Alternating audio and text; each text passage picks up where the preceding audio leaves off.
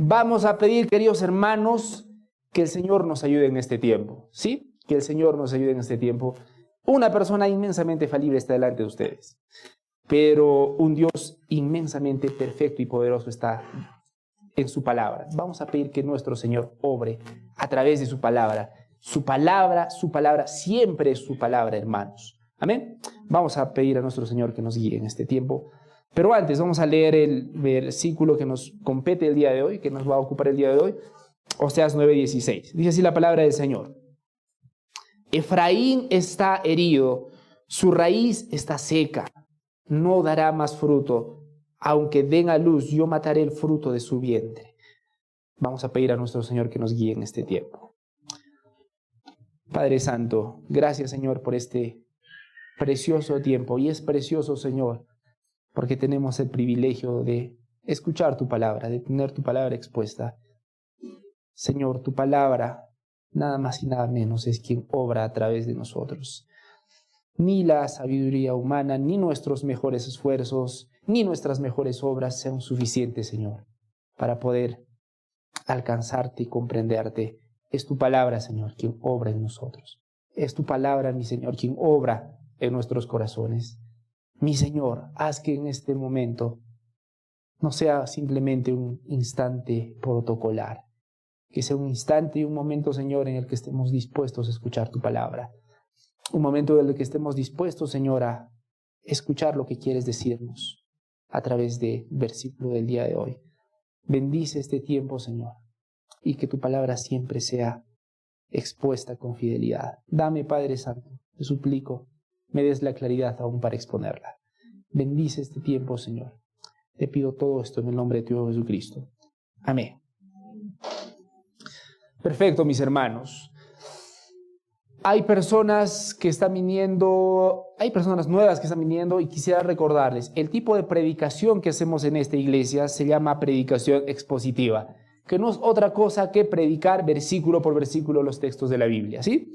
Entonces, una buena práctica es que estemos en la palabra de Dios nosotros con nuestras Biblias. Yo lo estoy leyendo en la versión de la Biblia de las Américas, de pronto ustedes tengan la versión Reina Valera de 60, ¿correcto? Y está bien, ¿sí? Si es que ven algunas diferencias en términos, no hay ningún problema. Lo que la palabra del Señor quiere decir siempre es el mismo mensaje, ¿sí?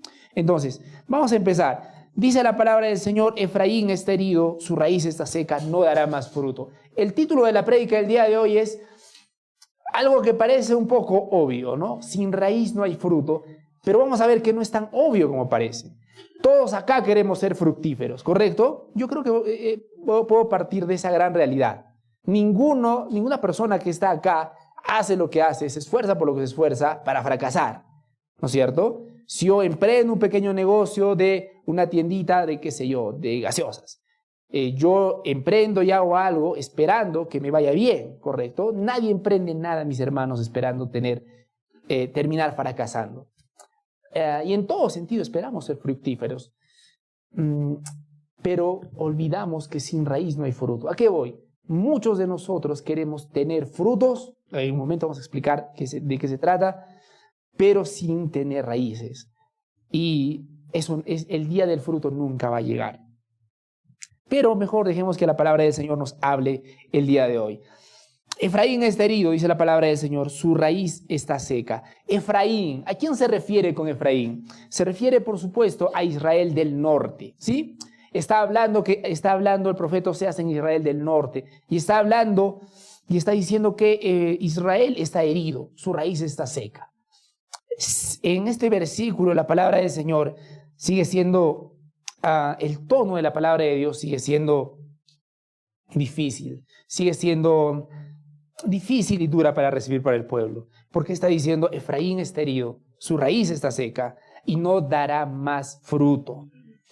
Y eso está haciendo referencia a los versículos anteriores que hemos estado exponiendo las semanas pasadas. Si pueden ver en vuestras Biblias el versículo 11 y el versículo 12, por ejemplo, en el versículo 11 dice Efraín, ¿no es cierto? Y más adelante dice, su gloria volará como un ave, no habrá nacimientos, ni embarazos, ni concepciones. Todo esto del versículo 16 tiene mucho que ver y va directamente relacionado a ese mensaje. El versículo número 12 insiste en este tema. Aunque críen a sus hijos, yo los privaré de ellos. Y en el versículo número 16, que es el versículo que vamos a exponer el día de hoy, insiste, no darán más fruto. Aunque engendren, yo mataré los frutos apreciados de su matriz. Este texto, mis hermanos, directamente está hablando sobre la descendencia que iba a ser cortada, la descendencia de los israelitas. También la semana pasada estábamos hablando sobre la importancia para el pueblo de Israel de tener hijos. Para ellos era sumamente importante tener hijos. En el Antiguo Testamento los hijos, eran un símbolo de bendición. Y era un símbolo de futuro. ¿Por qué? Porque sus hijos representaban algo más que, algo más que simplemente tus hijos, que ya de por sí es una bendición preciosa, ¿no? Pero para el pueblo de Israel tener varios hijos era muy importante porque era la promesa que Dios les había dado. ¿Recuerda la promesa que Dios le había dado al pueblo de Israel? Eso está en Génesis 15:5, se los leo rápidamente. Dice, Dios llevando a Abraham, ¿no? Lo llevó afuera y le dijo, mira los cielos, cuenta las estrellas si las puedes contar. Y le dijo, así será tu descendencia. Esa era la promesa que Dios le había dado a Abraham. Y el pueblo de Israel estaba viendo esa promesa cumplida, lo cual es precioso e impresionante. Dios tiene promesas para cada uno de nosotros, por supuesto que sí. Ahora, nosotros debemos creerlo en fe, ¿correcto? En fe, esperar que el Señor obre cuando Él precise obrar. Pero cuando el Señor finalmente obra es el momento más maravilloso, ¿no? Porque al inicio de pronto estás en un momento de incertidumbre, porque solamente tienes la promesa, pero cuando esa promesa se cumple es un momento ya más precioso. Bueno, Israel estaba en ese momento precioso. El momento en el que se habían multiplicado, tenía bastante descendencia y el pueblo de Israel estaba contento con eso. Miren cómo dice Salmo 127:3. He aquí la herencia de Jehová son los hijos, cosa de estima el fruto del vientre. Nuevamente la palabra del Señor nos muestra que los hijos son una bendición. Lo voy a repetir, los hijos siempre han sido una bendición de parte de Dios. Y nuevamente, no solamente era el hecho emocional de tener un hijo, era algo muchísimo más. ¿Por qué? Porque el pueblo de Israel, al multiplicarse en número, ¿sí?, iba a multiplicar también el pueblo de Dios, porque de eso se trataba, de que el pueblo de Dios crezca, ¿correcto? Ahora, la palabra del Señor en Oseas 16 dice algo duro, durísimo para ellos. No darán más fruto. No darán más fruto. Y debía ser un gran choque para el pueblo de Israel, porque ellos estaban felices. Tenemos cualquier cantidad de hijos, tengo muchísimos hijos, tenemos prosperidad, tenemos dinero, tenemos buenos contactos. Y ahora, aparentemente de la nada, Dios dice, no van a dar más fruto. Y no van a dar más fruto. Su raíz está seca, dice la palabra de Dios. Aunque den a luz, yo mataré el fruto de su vientre. Son palabras duras, mis hermanos. Y nuevamente, no solamente a nivel emocional, sino por lo que representaba eso. Eran el pueblo de Dios, y el pueblo de Dios, al parecer, iba a ser cortado. Y la confianza de ellos estaba en que simplemente cumplían con las tradiciones. Y debía ser un choque, ¿por qué? Porque ellos eran el pueblo de Dios. Y ahora Dios les dice, hasta aquí, esto va a ser cortado. La esterilidad, hermanos, o pérdida de hijos, era directamente una maldición del pacto. Por favor, vamos todos a Deuteronomio 28, 15 al 16. Deuteronomio 28, del 15 al 19, lo vamos a leer mejor. Dice así la palabra del Señor. Deuteronomio 28, 15 al 19. Pero acontecerá si no oyeres la voz de Jehová tu Dios. Recuerdan, Deuteronomio muy importante, porque vemos el pacto que Dios hizo con su pueblo. El pacto, ¿a qué me refiero? Con las condiciones que Dios dio a su pueblo para ver cómo iba a ser la relación entre Dios y su pueblo, ¿sí? En Deuteronomio nosotros vemos que si el pueblo obedecía, el pueblo iba a recibir muchísimas bendiciones. Claro que sí. Pero en Deuteronomio también vemos las consecuencias de la desobediencia. Las consecuencias de la desobediencia, y eso lo vemos en Deuteronomio 28, del 15 al 19 en particular. Miren cómo dice la palabra del Señor. Pero acontecerá, si no oyeres la voz de Jehová tu Dios, si no oyeres la voz de Jehová tu Dios, para procurar cumplir todos sus mandamientos. Y acá podría hacer una prédica aparte, mis hermanos. Oír la voz de Jehová. ¿Cuántos de nosotros quisiéramos escuchar la voz del Señor? Tal vez muchos de acá dirían yo. El problema es que muchos queremos escuchar la voz del Señor más como una experiencia mística, ¿no? Pero acá, miren lo que dice acá. Para procurar cumplir sus mandamientos.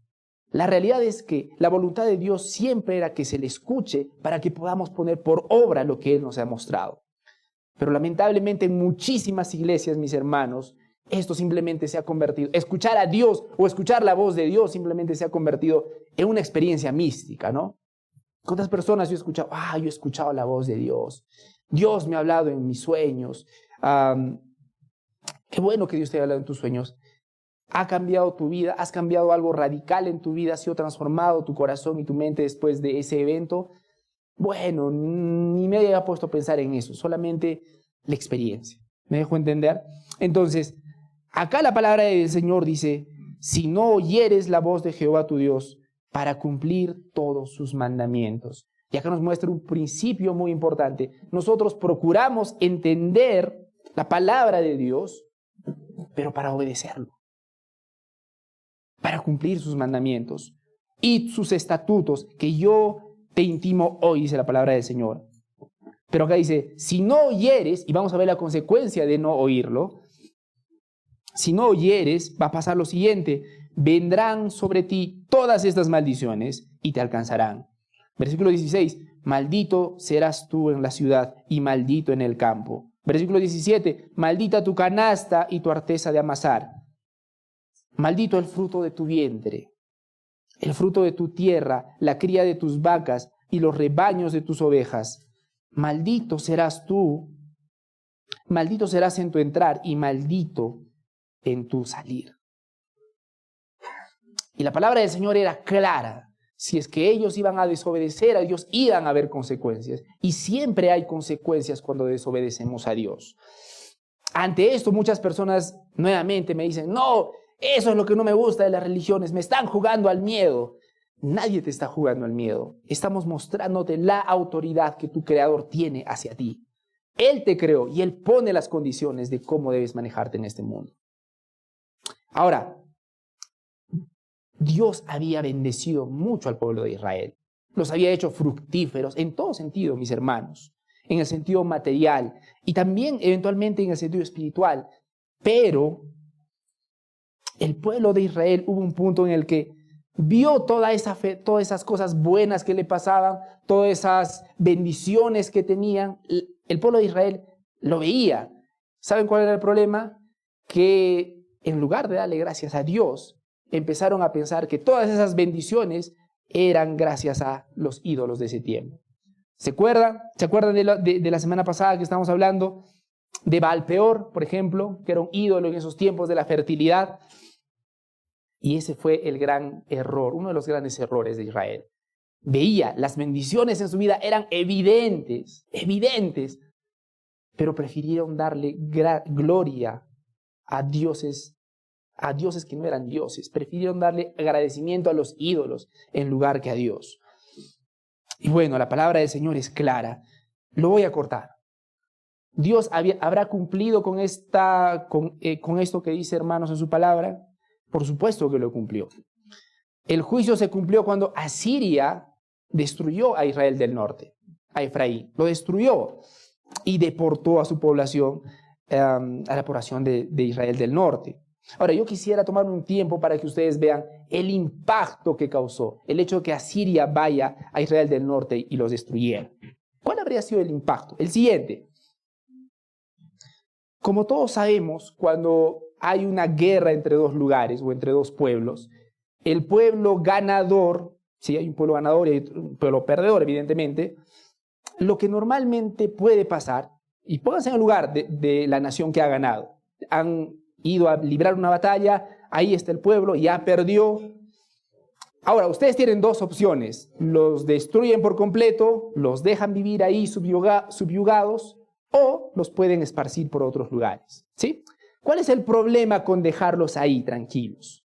Siempre en toda la historia vemos que si es que tomas esa primera opción, va a haber rebelión. Porque eventualmente ese pueblo que está humillado, que está vencido por ese momento, va a querer recuperar fuerzas, ¿correcto? Entonces, políticamente no es muy conveniente hacer eso, ¿correcto? Entonces, ¿qué decidió hacer Asiria? Y eso está en 2 de Reyes 17:6. Y les animo a leer 2 de Reyes para que vean con más detalle qué pasó cuando Asiria fue y derrotó a Israel del norte. Pero lo que yo quiero contarles es algo bien particular. En 2 de Reyes 17:6 dice lo siguiente: el rey de Asiria tomó Samaria y deportó a los israelitas a Asiria. Miren lo que hizo el rey de Asiria.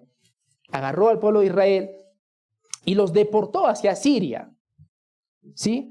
Los estableció ¿en dónde? Alá, en Gozán, Río Abor y en las ciudades de los medos. Es decir, lo que hizo el rey de Asiria es tomar al pueblo, llevarlo a su nación, digamos, pero por lugares separados. No es que agarró a todo el pueblo y los puso en un lugar en específico. Los puso por lugares separados, ¿sí? ¿Por qué los puso en lugares separados, mis hermanos?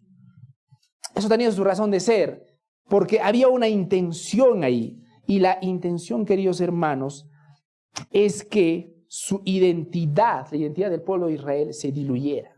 Esa era la intención. ¿Por qué?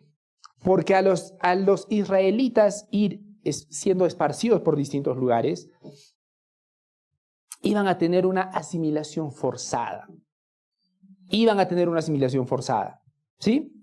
Entonces, en ese punto estaba Israel. Ahora, la pregunta es, hermanos, porque la palabra del Señor dice: Efraín está herido, su raíz está seca, no dará más fruto. Ahora, nosotros sabemos que el pueblo de, Israel se fue deportado a Siria, ¿correcto? Pregunta, ¿eso hacía que no iban a poder tener hijos? ¿Necesariamente? ¿No? ¿En Asiria era imposible tener hijos? No. Entonces, la palabra del Señor nos está hablando de algo mucho más profundo, de tener hijos físicamente hablando, lo cual también es importante nuevamente, pero la palabra del Señor nos está hablando de algo importante. Pero necesitamos entender el contexto. Antes el pueblo de Israel era un pueblo exclusivo, ¿correcto? Todos tenían que ser israelitas, no podían casarse con otras naciones. ¿Por qué? Porque en teoría ellos adoraban a un solo Dios. Y ese solo Dios establecía cosas específicas de cómo manejarse. Ok, cuando el pueblo de Israel se iba a otra cultura, ¿qué iba a pasar? Iba a haber una mezcla, ¿no es cierto? Tú eres un israelita, te vas a vivir y te casas con una siria. Claro, tú eres israelita, tienes tu Dios Jehová, pero tu esposa, la siria, tiene un Dios que no es precisamente Jehová, ¿correcto? Tiene también sus propios dioses, tiene sus propias costumbres, tiene sus propias convicciones. Y ahí se iban a combinar. Y más aún, tú podías tener hijos físicos, pero ¿cuáles iban a ser las convicciones ahora de tus hijos? Iba a ser una mezcolancia, sí o sí, ¿correcto? Y eso para el pueblo de Israel iba a ser una desgracia. ¿Por qué? Porque la idea el plan de Dios es que tenían que ser el pueblo de Dios. Es que no era que adoren a Jehová y a otros dioses más por si acaso. Siempre el Señor exigía esa pureza en su teología y esa pureza en su adoración. Al estar mezclados con otros lugares iba a ser imposible. Y fue imposible. Entonces, la estrategia de Asiria consistía en eso. Las poblaciones se iban a mezclar. Los israelitas fueron esparcidos en distintas regiones del imperio. Y recuerdan que el Señor aún cumplió eso, porque al inicio el Señor dijo en Oseas que iban a ser esparcidos. Se cumplió también. Y como les decía, iban a necesariamente tener una asimilación forzada. Los deportados perdían su identidad nacional al ser integrados en otras culturas. Claro, porque antes decían, ¿tú qué eres? Yo soy israelita. Pero cuando iban a tener hijos, y si les preguntabas quiénes eran a sus hijos, ¿qué iban a decir? Un poco más difícil, ¿no? Bueno, mi papá es israelita, o mi mamá es israelita, pero mi papá o mi mamá son asirios. Iba necesariamente y lamentablemente la identidad de este pueblo se iba a diluir, lo cual sucedió eventualmente, ¿sí? Algunas personas van a calificar esto de xenófobo, ¿no? De xenofobia que tenían aversión a otras naciones, lo cual no es así. lo cual no es así. Nosotros tenemos que ver lo que buscaba Dios. ¿Cuál era el propósito de Dios? Nuevamente, la pureza. Él quería un pueblo para sí mismo, pero que viviera bajo sus normas. Y además, a través de ese pueblo de Israel, queridos hermanos, iba a venir el Salvador ¿de quién? ¿De Israel nada más? Iba a venir el Salvador de todo el mundo, Jesucristo, el Mesías para ser preciso. Pero la realidad es que el Señor había tenido ese castigo para Israel del norte. Ese era su castigo. Ese era su castigo, mis hermanos.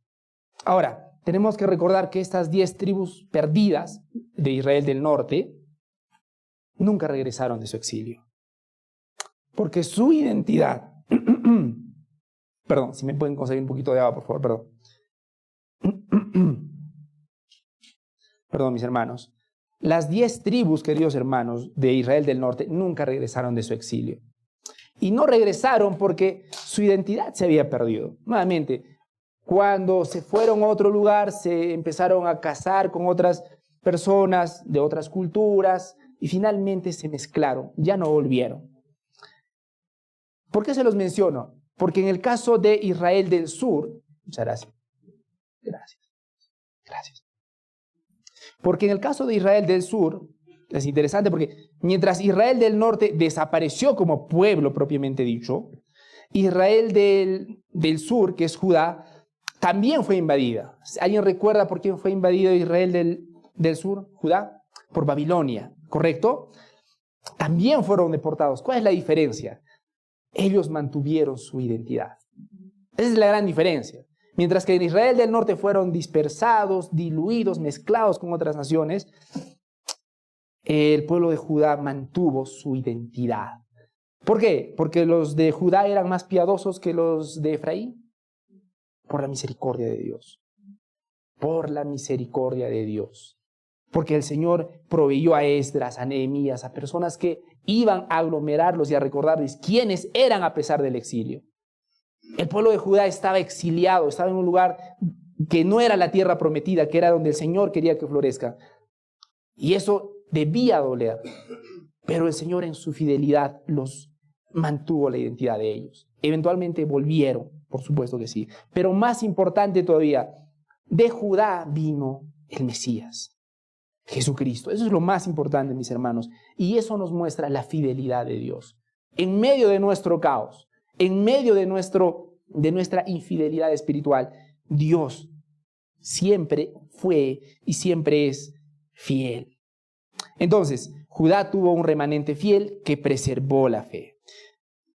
Mientras tanto, Israel o Efraín, como quieran ustedes llamarlo, fue cortado de raíz, como lo vemos aquí en Oseas 9:16.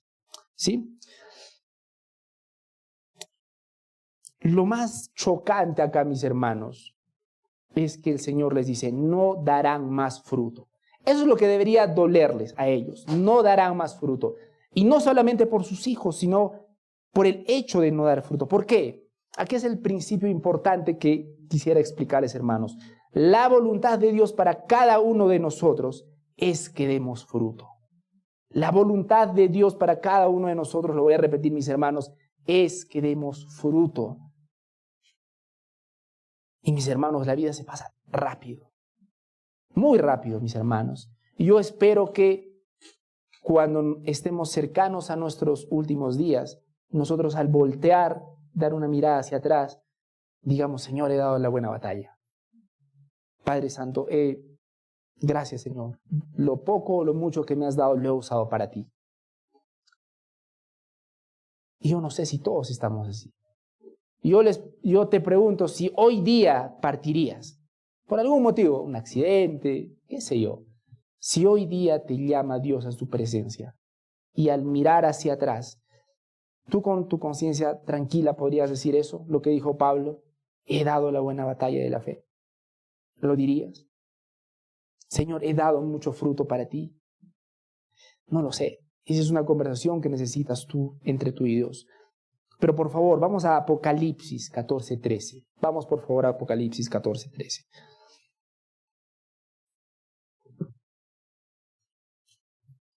Apocalipsis 14:13. Apocalipsis 14:13. Es interesante que cuando se lee el libro de Apocalipsis, a la mayoría le gusta ver las cosas sobrenaturales, los bichos con cara de humanos, no sé.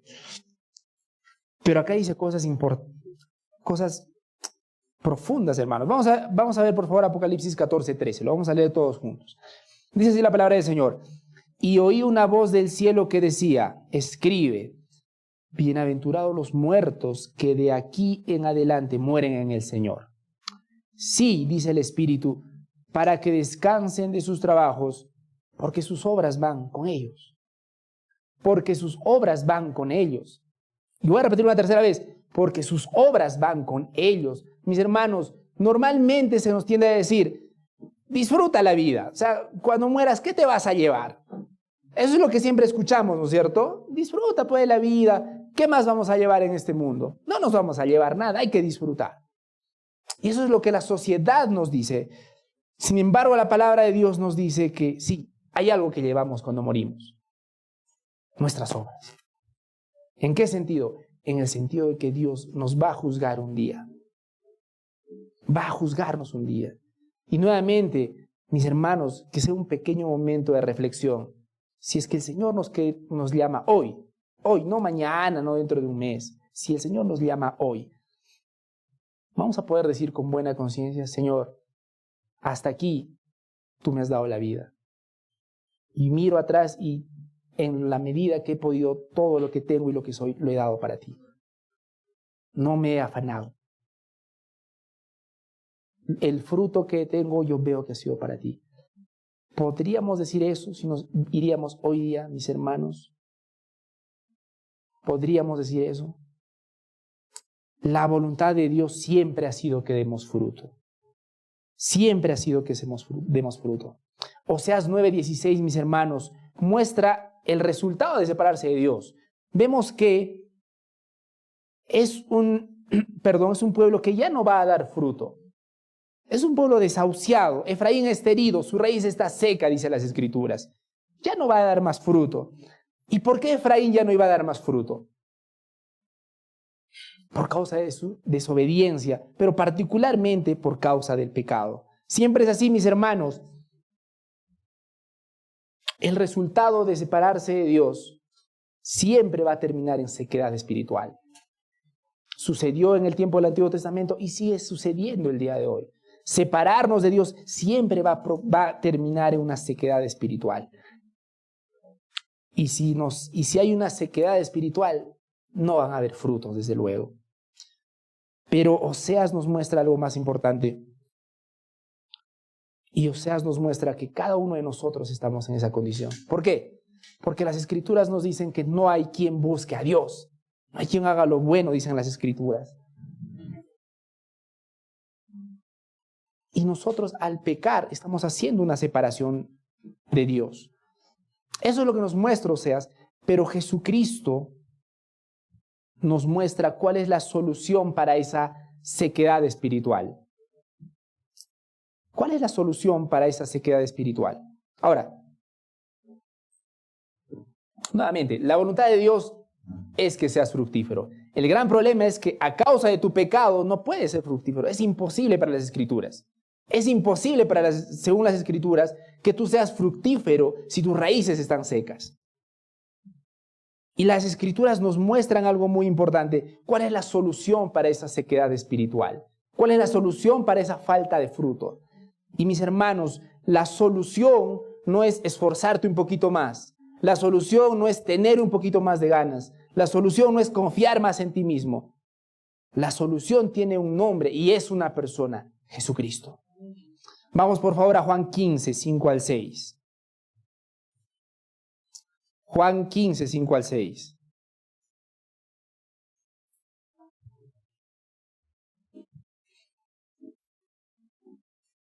No confundir con primera de Juan, por favor. Juan 15, del 5 al 6. Muchas personas que van a decir, yo quiero cambiar, mire, yo me estoy esforzando en cambiar, yo quiero tener frutos, yo quiero hacer esto, pero al final del día no hay resultados. Y muy probablemente es por esto. Mira lo que dice el Señor Jesucristo. ¿Estamos todos en Juan 15, por favor? Vamos a leerlo todos juntos. Dice así la palabra del Señor en Juan 15, 5 al 6. Es Jesucristo hablando. Yo soy la vid, vosotros los pámpanos. El que permanece en mí y yo en él, este lleva mucho fruto. Mucho fruto. Porque separados de mí, ¿qué dicen las Escrituras? Nada podéis hacer. El que en mí no permanece será echado fuera como pámpano y se secará. Y los recogen y los echan en el fuego y arden. Mis hermanos, lo que las Escrituras nos muestran es que la fuente, la raíz de un verdadero fruto espiritual siempre es nuestra fe en Jesucristo. Siempre es la fe en Jesucristo. La voluntad de Dios es que demos mucho fruto. Lo he dicho una y varias veces, pero ¿qué es tener mucho fruto? ¿Qué significa tener mucho fruto? ¿Tú te consideras una persona fructífera? Si yo te preguntara personalmente, te diría, ¿te consideras una persona fructífera? Sí, no, más o menos. ¿Cómo tú mides eso? ¿Cómo tú sabes si eres una persona fructífera o no? De repente me puedes decir, bueno, yo tengo una carrera a la cual me he esforzado, tengo regulares ingresos, tengo varios amigos que hablan bien de mí, tengo muchos contactos, personas que me quieren. ¿Sabes cuál es el problema con eso? Israel tenía todo eso. Israel tenía todo eso y al final del día el Señor dijo, su raíz está seca. Yo quiero que vean ese problema, mis hermanos, porque muchas veces nosotros nos confiamos con las bendiciones externas que el Señor da a creyentes y a incrédulos. Y las bendiciones que nosotros tenemos y la cierta estabilidad o abundancia que nosotros tenemos no necesariamente indica que somos fructíferos, no en el sentido que Dios quiere. Aún como iglesia, ¿cómo defines a una iglesia fructífera? ¿A una iglesia que tiene muchísimas personas simplemente que vienen por venir? ¿A una iglesia que simplemente vienen y en lugar de escuchar la palabra de Dios simplemente se les da una palabra para que se sientan cómodos, motivados? Cantidad de personas, porque para algunas personas, la cantidad de personas en una iglesia es el síntoma del éxito, no es la medida del éxito. Nuevamente, Israel también tenía eso, tenía mucha gente y mucha gente adorando en los templos. Y volvemos al punto, Dios les dice en el libro de Oseas, están secos. Hermanos, el fruto no se limita a actividades externas. El fruto, hermanos, es transformación interna del carácter cristiano. El fruto son acciones que glorifican a Dios. El fruto se muestra en los servicios prácticos motivados por la fe. Ojo, servicios prácticos motivados por la fe. Hay incluso personas que hablan del fruto evangelístico y me parece apropiada la frase. Y es las personas que llegan a Cristo como consecuencia de un ministerio de evangelismo. El fruto no es tu esfuerzo para ser bueno. Yo quiero que me escuches bien esto. El fruto no es tu esfuerzo para ser bueno, sino la evidencia de que Cristo vive en ti.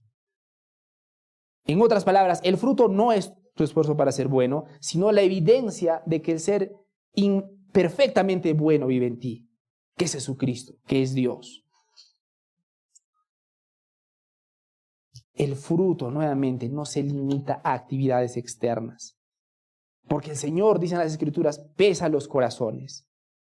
Pesa los corazones. Voy a repetir, el fruto es una transformación interna del carácter cristiano. Eso está en Gálatas 5, 22 al 23. Los animo a que lo lean. El fruto son acciones que glorifican a Dios. Eso está en Filipenses 1, 11. El fruto es el servicio práctico motivado por la fe. Colosenses 1, 10. Yo quiero leerles rápidamente algunos versículos que nos muestran que la voluntad de Dios es que seamos fructíferos, mis hermanos. Se los voy a leer rápidamente. Miren cómo dice Juan 15, 16. No me elegisteis vosotros a mí, sino que yo os elegí a vosotros. Y os he puesto ¿para qué? Para que vayáis y llevéis fruto y vuestro fruto permanezca, dice las Escrituras. Y esto, Juan 15, 16 nos muestra que fuimos designados para ser fructíferos. Hermanos, ser fructífero no es opcional. No es una bonita opción. Oye, si te gustaría ser fructífero en esta vida, es para lo que ha sido diseñado en Cristo. Es para lo que Dios te ha hecho, hermano. Fuimos designados para ser fructíferos. Nuevamente, no es opcional. Colosenses 1:10, miren cómo dice en Colosenses 1:10, para que andéis como es digno en el Señor, y más adelante dice, llevando fruto en toda buena obra. Y eso indica que nuestras acciones deben reflejar algo en particular, no que somos buenecitos, debería reflejar a Cristo, el carácter de Cristo. Romanos 7:4, miren cómo dice Romanos 7:4, así también vosotros estáis muertos a la ley mediante el cuerpo de Cristo, para que seáis de otro, del que resucitó de los muertos, a fin de que llevemos fruto para Dios. El fruto nace de nuestra nueva vida en Cristo, mis hermanos, no del esfuerzo humano. Y finalmente, Gálatas 5:22 al 23. Gálatas 5:22 al 23. El fruto del Espíritu es amor, gozo, paz, paciencia, benignidad, bondad, fe, mansedumbre, templanza. Mis hermanos, el fruto, además de ser obras que glorifiquen a Dios, en el fondo es un carácter transformado. El fruto es un carácter transformado. No solamente son obras. Las obras son importantes porque muestran que Dios ha obrado en tu vida, pero el fruto es algo más profundo. Es un carácter transformado. Es un carácter transformado. Entonces, en conclusión, llevar mucho fruto es la evidencia de tu salvación, no la causa, es la evidencia de tu salvación. Llevar mucho fruto es el resultado de la obra soberana de Dios en el creyente, tal como estábamos viéndolo en la mañana. El Señor nos guía en este proceso, estamos en sus manos. Y llevar mucho fruto significa una vida transformada que glorifica a Dios en todas las áreas de nuestras vidas.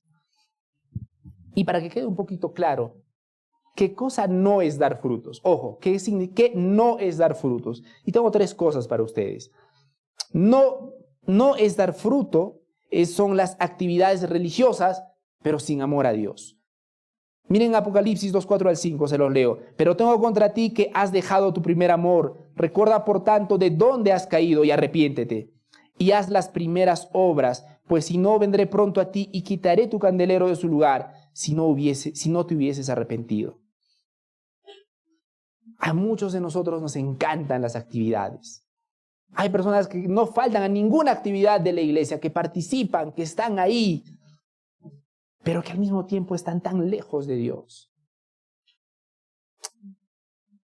¿Por qué? Porque estas personas están en la iglesia, hacen lo que hacen, no por amor a Dios, sino por amor a ellos mismos. No para estar bien con Dios, sino para quedar bien con las personas. Las actividades religiosas sin amor a Dios no son un fruto, mis hermanos. Otra cosa que no es dar fruto, logros ministeriales sin carácter cristiano. Logros ministeriales sin carácter cristiano. Miren lo que dice 1 Corintios 13, el 1 al 3. Es Pablo hablando. Si yo hablase en lenguas humanas y angélicas y no tengo amor, vengo a ser como metal que resuena y címbalo que retiñe. Y si tuviese profecía y entendiese todos los misterios y toda ciencia, y si tuviese toda la fe de tal manera que traslade los montes y no tengo amor, nada soy. Y si repartiese todos mis bienes para dar de comer a los pobres, y si entregase mi cuerpo para ser quemado y no tengo amor, de nada me sirve, dice Pablo. Mis hermanos, si simplemente buscamos logros, buscamos metas nada más, y no hay un carácter y un amor formado en una persona, eso no es dar fruto. No es dar fruto. Y finalmente, no es dar fruto buenas obras motivadas por el orgullo. Eso no es fruto, mis hermanos. ¿Cuántos de nosotros hacemos buenas cosas, buenas obras? Pero el Señor nuevamente pesa nuestros corazones. Buenas obras motivadas por el orgullo. Y eso está en Mateo 6.1. Les animo a ir a Mateo 6.1. Es más, por favor, vamos a Mateo 6.1.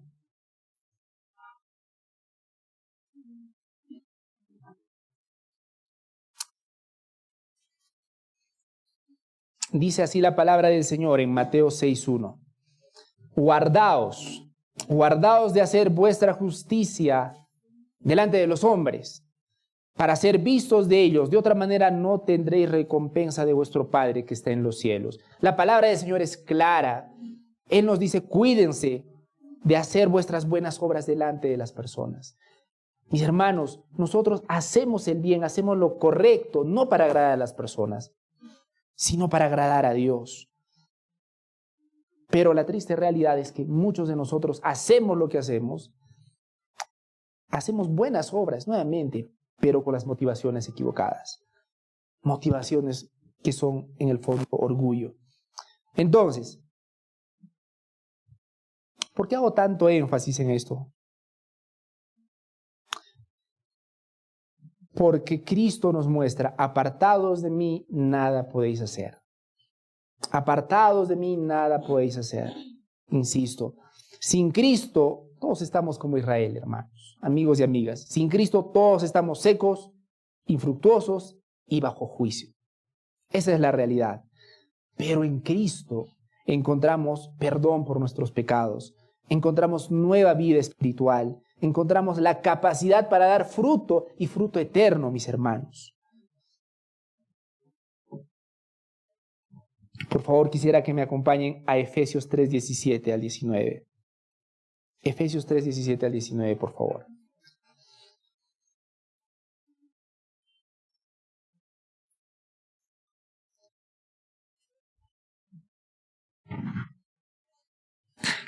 Dice así la palabra del Señor en Efesios 3, del 17 al 19, para que habite Cristo por la fe en vuestros corazones, a fin de que, arraigados y cimentados en amor, seáis plenamente capaces de comprender con todos los santos cuál es la anchura, la longitud, la profundidad y la altura, y de conocer el amor de Cristo que excede todo conocimiento, para que seáis llenos de toda la plenitud de Dios.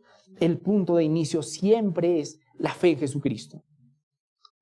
Para que habite Cristo por fe en vuestros corazones, dice la palabra del Señor. ¿Y para qué debe habitar Cristo en nuestros corazones por fe? Para que estemos arraigados y cimentados. Para que tengamos raíces saludables, mis hermanos. Dos señales de raíces saludables. ¿Cómo sabemos si nuestras raíces están bien? La semana pasada estaba comentándolo. Cuando un árbol muere, no se nota de inmediato, ¿no? Es más, ahora que todavía estoy viendo yunzas por aquí y por allá, esos árboles que están plantados ahí, ¿están vivos o muertos? Están muertos, pero tienen sus hojas, que aparentemente están verdes, ¿no es cierto? Pero la realidad es que no tienen raíz. Y ya están muertas, solo es cuestión de tiempo para que se haga evidente que están muertas. Pero muchos acá, hermanos, somos como esos árboles de las yunzas. Bonitos, verdes, frondosos, con adornitos por aquí y por allá, pero ya sin raíz, pero con la raíz seca. Solo es cuestión de tiempo para que se vea. Y se va a ver, mis hermanos. ¿Cómo sabemos que tenemos raíces saludables? ¿Cómo sabemos que no nos estamos engañando? ¿Cómo sabemos que no somos un árbol de la yunza, en otras palabras? Hay dos señales que nos muestran que nuestras raíces están saludables. Una de ellas, firmeza en las pruebas. Miren lo que dice Mateo 7 del 24 al 25. Cualquiera pues que me oye estas palabras y las hace, es Jesucristo, lo compararé a un hombre prudente que edificó su casa sobre la roca. Descendió lluvia y vinieron ríos y soplaron vientos y golpearon contra aquella casa y no cayó. ¡Wow! ¿Por qué? Porque estaba fundada sobre la roca. Nuevamente, mis hermanos, el Señor Jesucristo no nos muestra lo grande que es nuestra fortaleza, la resiliencia que muchos dicen. El Señor muestra que realmente vamos a estar firmes en las pruebas, en los momentos difíciles de la vida, cuando nuestra fe y nuestras acciones estén en la palabra de Dios.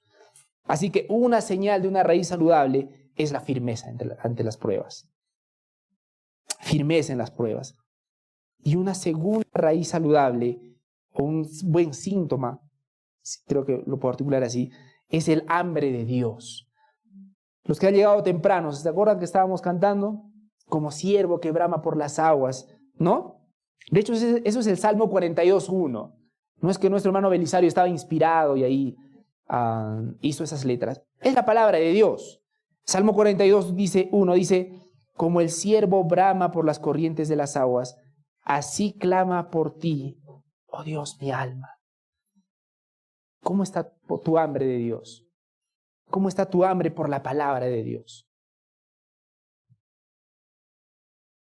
¿Tienes hambre por la palabra de Dios? ¿O la palabra de Dios en este tiempo se ha vuelto más una carga para tu vida? Y es para examinarnos, mis hermanos. Una raíz saludable tiene hambre de Dios. ¿Es nuestra responsabilidad leer la Biblia? Sí, por supuesto que sí. Pero es más que una responsabilidad, es algo que aún deberíamos anhelar. ¿Eh? Algunas preguntas de reflexión en estos pocos minutos que nos quedan. ¿En qué áreas de mi vida veo sequedad por no depender de Cristo, que es la vid verdadera? ¿En qué áreas de mi vida veo sequedad por no depender de Cristo? Mis hermanos, si yo quiero que nos quedemos con algo el día de hoy, es que hay una relación directa entre la fe en Jesucristo y el fruto. Esta no es una charla de motivación para que nos esforcemos para ser más buenitos. Hermanos, no es así. No sería una iglesia, simplemente sería una clase de moralismo. Y como algún teólogo lo dijo en algún momento, ¿no? Hacer personas más morales simplemente es mandar personas al infierno con terno. ¿Sí? Algo así. Tenemos que recordar que solamente vamos a tener un fruto que perdure, un fruto verdadero, un fruto real en Cristo. Y por eso la pregunta, ¿en qué áreas de tu vida estás viendo sequedad por no depender de Cristo? ¿En qué áreas de tu vida estás terco y estás diciendo, no, solo tengo que esforzarme un poquito más? Solo tengo que tener la mentalidad un poquito más positiva. Solo tengo que esforzarme un poquito más.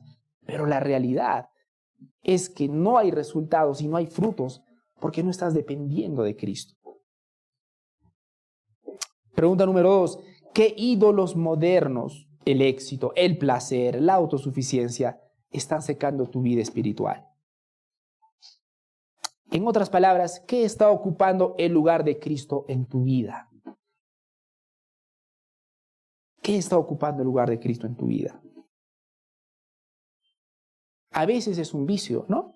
El alcohol, drogas, a veces es el placer, mujeres, a veces es el mismo trabajo, mis hermanos. Todas las cosas que están por encima y que le dan más prioridad a Dios siempre tienen un solo nombre para las Escrituras: ídolos. No importa cuán bonito se vea, no importa cuán piadoso se vea, no importa cuánto la gente te aplaude y te diga, wow, cómo trabaja. O wow, mira cómo hace esto. Cualquier cosa que ocupe el lugar de Dios en importancia es un ídolo.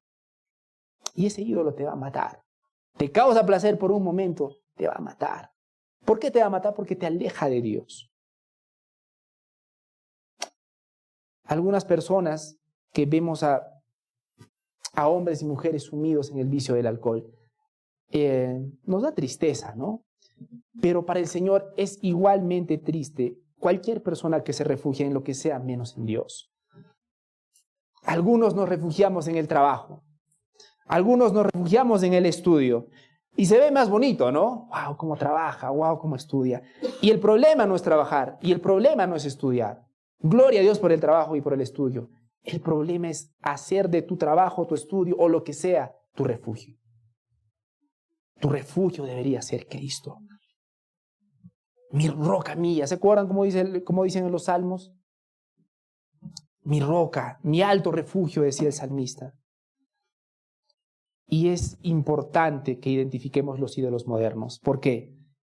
¿Saben por qué? Porque, hermanos, nadie puede servir a dos señores. Nadie. Nadie.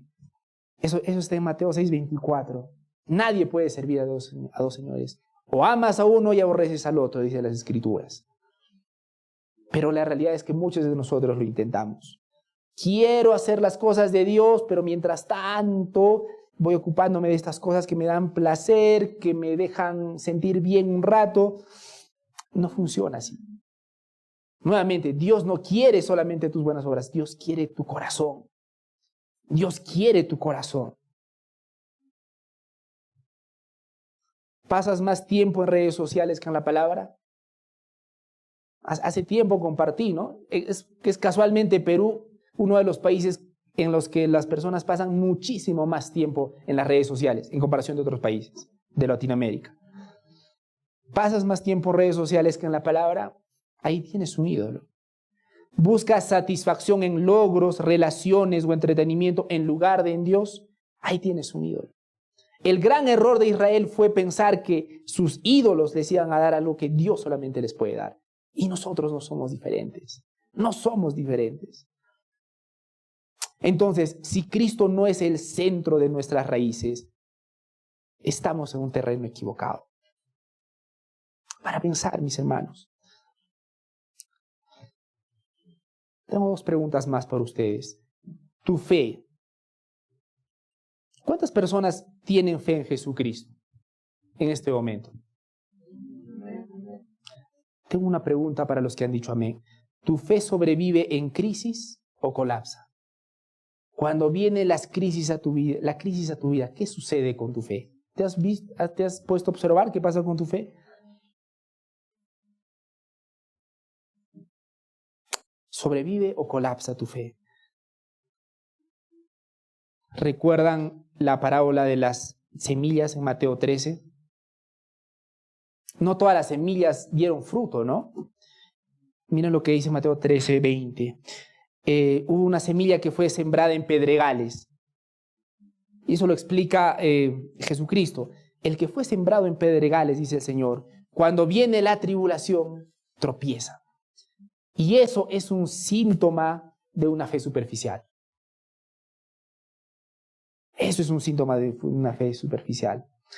Señales de raíces débiles, desesperación rápida en problemas y duda constante de Dios en las dificultades. Por el contrario, señales de raíces firmes son paz en medio del caos, Filipenses 4:7. No estoy diciendo, queridos hermanos, que no nos importen los problemas.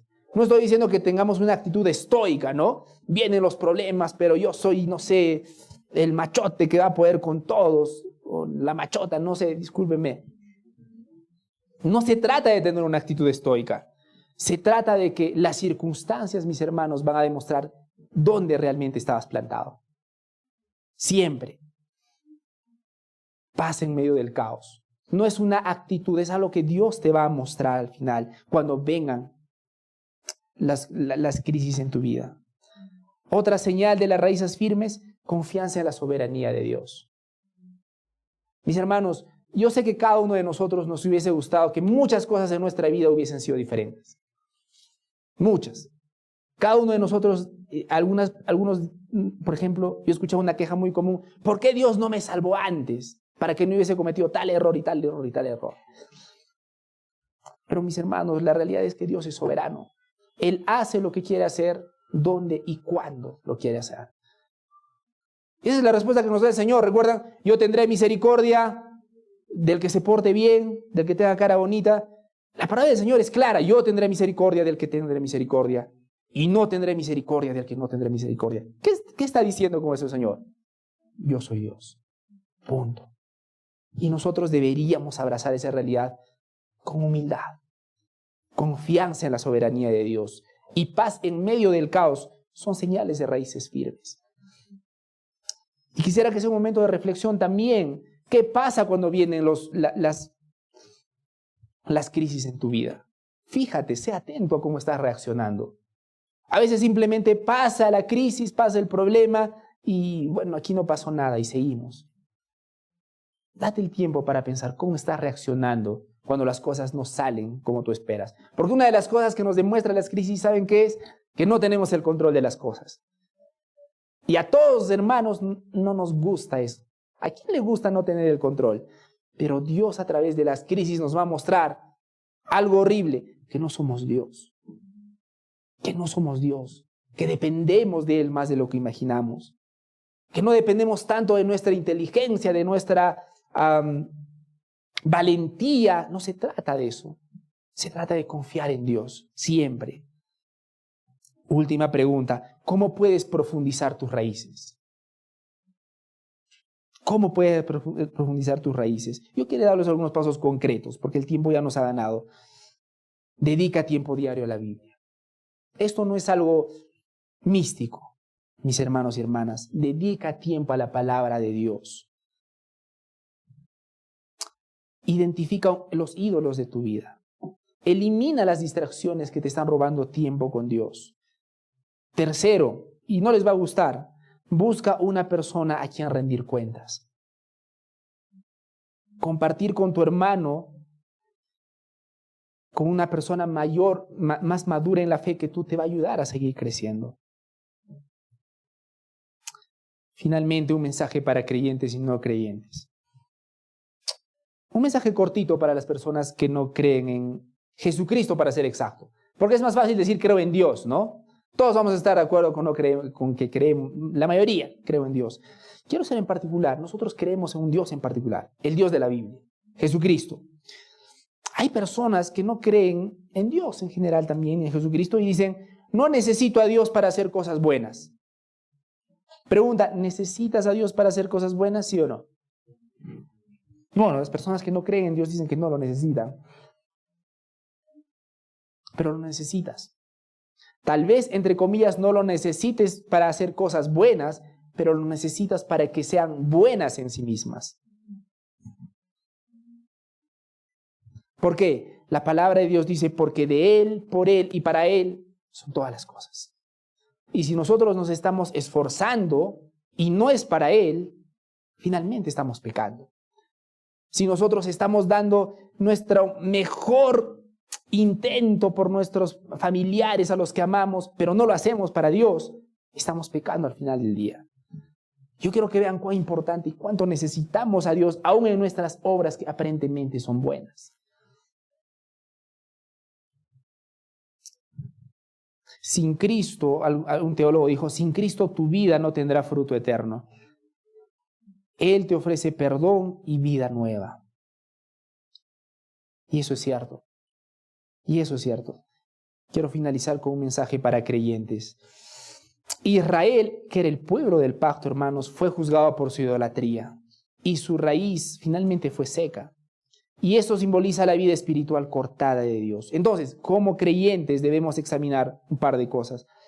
¿Estamos dando fruto verdadero o estamos dando solo apariencias?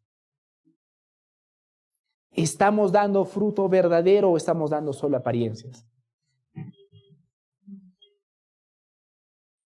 Nos podemos engañar entre nosotros, ¿no?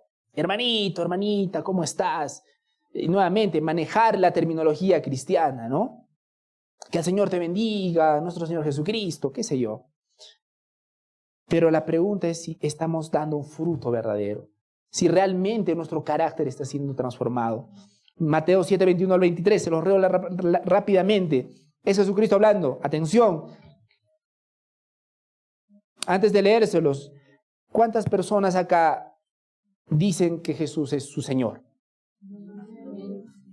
Amén. Esto va para ustedes entonces. No todo el que me dice Señor, Señor entrará en el reino de los cielos, sino el que hace la voluntad de mi Padre que está en los cielos. Muchos en aquel día dirán, Señor, Señor, no profetizamos en tu nombre echamos fuera demonios y en tu nombre hicimos muchos milagros. Y Jesucristo es tajante. Y esta debe ser la respuesta más dolorosa que un ser humano pueda recibir en toda su vida. Entonces les declararé, dice Jesucristo, nunca os conocí, apartados de mí, hacedores de maldad. ¿Tu fruto glorifica a Dios o simplemente busca la aprobación humana? Piensa, todas las cosas que estás haciendo, todo por lo que te estás esforzando, ¿lo estás haciendo realmente para Dios o simplemente es para cumplir una meta personal más? Porque todos tenemos metas, ¿no? No, es que es mi sueño, es mi meta, es el logro que es mi sueño de la vida. Ok, perdóname, no se trata de tus sueños de la vida. Estás aquí para Dios. Y muchas personas acá tienen grandes logros, buenos logros, una profesión, dinero, qué sé yo. Pero la pregunta es si ese fruto está glorificando a Dios o simplemente está buscando la aprobación de las personas. Y algunos me dirán, no, yo no busco la aprobación de las personas, yo solamente quiero salir adelante. Bueno, ahí también tienes otro ídolo, tú mismo. Tú mismo. Hermanos, yo quiero leerles a Job Owen, un teólogo puritano, que dijo, Dios nos eligió para ser santos. Algo sencillo, pero dijo, Dios nos eligió para ser santos, no para ser estériles. Dios nos eligió para ser santos, no para ser estériles. Recuerden lo que dijo ese hombre, hermanos, John Owen, porque es basado en la palabra de Dios. Finalmente, ánimos, ánimos, mientras haya vida siempre hay esperanza. Este mensaje no es para echarles en cara sus errores, sus pecados, sus inconsistencias. Este mensaje es para recordarles quiénes somos en Cristo. Voy a terminar esta prédica con Jeremías 17, del 7 al 8, que dice, bendito el hombre que confía en Jehová. Se trata, mis hermanos, no de esforzarnos en nosotros, de confiar en el Señor. Bendito el hombre que confía en Jehová. ¿Por qué? ¿Por qué es bendito? Miren lo que dice las Escrituras. Será como árbol plantado junto a aguas. Bendito el hombre que confía en Jehová. Vamos a orar, mis hermanos. Padre Santo, te agradecemos, Señor, este tiempo y esta hora que nos has dado, Señor, para poder hablar de tu palabra, Señor, para poder exponerla. Y Padre Santo, te pedimos, Señor, que nos convenzas de nuestros pecados, nos convenzas, Señor, de que nos amas, Señor, profundamente. Señor, perdónanos, perdona a mis hermanos si algunos están en pecados secretos o en pecados abiertos, Señor. Da lo mismo, Señor, porque ante ti nada es secreto, mi Señor. Padre Santo, recuérdales para qué les has traído este mundo. Señor, te pido por las personas que están afanadas en sus negocios, en sus estudios, en sus planes, en sus metas, y hacen que olviden lo más importante, que vivimos para ti. Señor, hazles dar cuenta a esas personas, Señor, que eso no es un fruto. Tal vez es un logro bueno para ellos, pero que ante tus ojos, Señor, no tiene relevancia eterna.